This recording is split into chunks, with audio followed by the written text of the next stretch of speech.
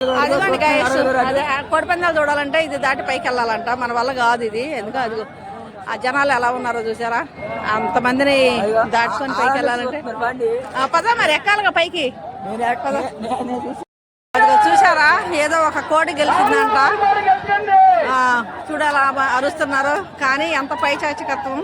అవి కత్తులు కట్టి వాటికి కత్తులు కట్టి అవి పొడుచుకుంటా ఉంటే వీళ్ళు సంతోషపడి పై పందాలు కట్టుకొని ఒక కోడి పడిపోగానే గెలిచిన కోడి వాళ్ళ పార్టీ వాళ్ళు అరుస్తూ ఉంటారు. చాలా బాధ అనిపిస్తుంది అండి నాకు.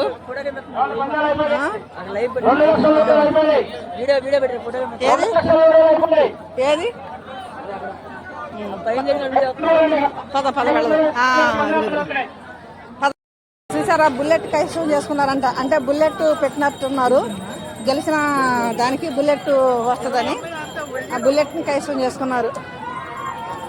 పెట్టారు, లైవ్ లో తెలుస్తుంది అంతేనా? ఏ కోడి గెలిచింది, ఏ కోడి ఓడిపోయిందని లైవ్ అదిగోండి అయిపోయిందట. పొట్టేళ్ళ పందాలకు తీసుకొచ్చారు. అదిగోండి ఇది డైలాగా ఇంకా పందాలు వేసారండి. ఇది ఆగిపోయిందా? ఆగిపోయిందంట మరి ఎందుకన్నా.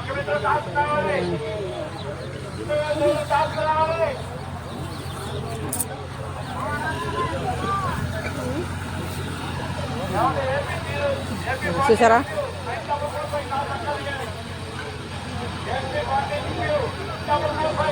మనకి సరదా. వాటికి ప్రాణం పాపం. వాటి ప్రాణం తీసుకోవటం మనకి సరదా. మనం మనుషులవి, అవి జంతువులు. చూడండి, వాటిని బలి పశువులు అంటారు. అదే మరి మన సరదా కోసం వాటిని బలి పశువులు చేస్తున్నాం.